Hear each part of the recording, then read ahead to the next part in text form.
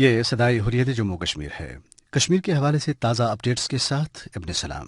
کشمیریوں کے تشخص پر بھارتی حملے اور کشمیری عوام پر ہندو کلچر ٹھونسے جانے کے منصوبے کے خلاف احتجاج کے لیے شمالی، جنوبی اور وسطی کشمیر میں آج کرفیو اور دیگر پابندیاں توڑتے ہوئے ہزاروں افراد سڑکوں پر نکل آئے اور شدید مظاہرے کیے۔ کشمیر میڈیا سروس کے مطابق سری نگر کے علاقے سورا میں قابض فورسز کی طرف سے مظاہرین پر گولیوں، پیلٹ گنز اور آنسو گیس کے بے دریغ استعمال سے 20 افراد زخمی ہو گئے۔ دوسری طرف آج مسلسل 23ویں دن بھی کرفیو اور مواصلاتی پابندیاں رہنے کے باعث لوگوں کو خوراک، ادویات اور دیگر اشیاء ضروریات کی شدید قلت کا سامنا ہے۔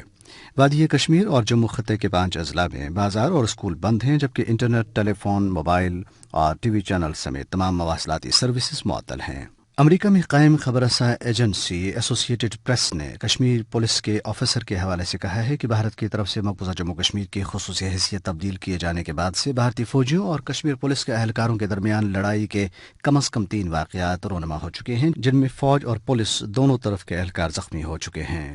دراز کے رہنماؤں حتیٰ کہ بی جے پی کے مقامی یونٹ نے بھی نریندر مودی حکومت کی طرف سے مقبوضہ اور متنازع ریاست جموں کشمیر کے خصوصی درجے کو ختم کیے جانے کے یک طرفہ اور ظالمانہ اقدام کو غیر جمہوری اور غیر آئینی قرار دیا۔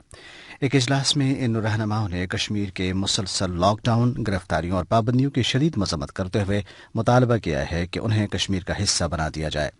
اجلاس میں تمام مکتبہ فکر بشمول بھارت نواز جماعتوں کے علاوہ بھارت کی قومی سیاسی جماعتوں، کانگریس اور بی جے پی کی مقامی شاخوں کے رہنماؤں نے بھی شرکت کی۔ اب آپ کشمیر کی صورتحال پر ایک مختصر سا تبصرہ سنیں گے۔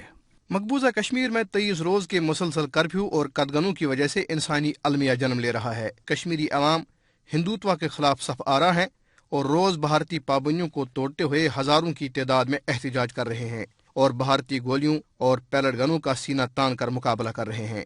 کشمیری عوام کے دلوں میں موت کا خوف ختم ہو چکا۔ وہ اس بات کا تہیہ کر چکے ہیں کہ وہ عزت کی موت قبول کریں گے، لیکن بھارتی غلامی کے سامنے سر نہیں جھکائیں گے۔ مقبوضہ کشمیر کے عوام کے ساتھ ساتھ آزاد کشمیر، پاکستان اور دنیا بھر میں کشمیری عوام سراپا احتجاج ہے۔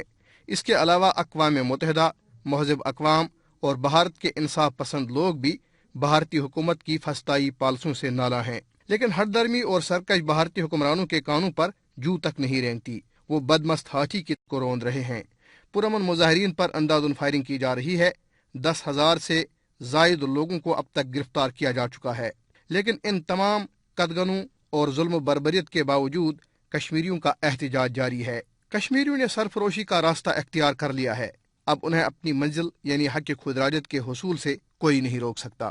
اس کے ساتھ ہی تبصرہ ختم ہوا۔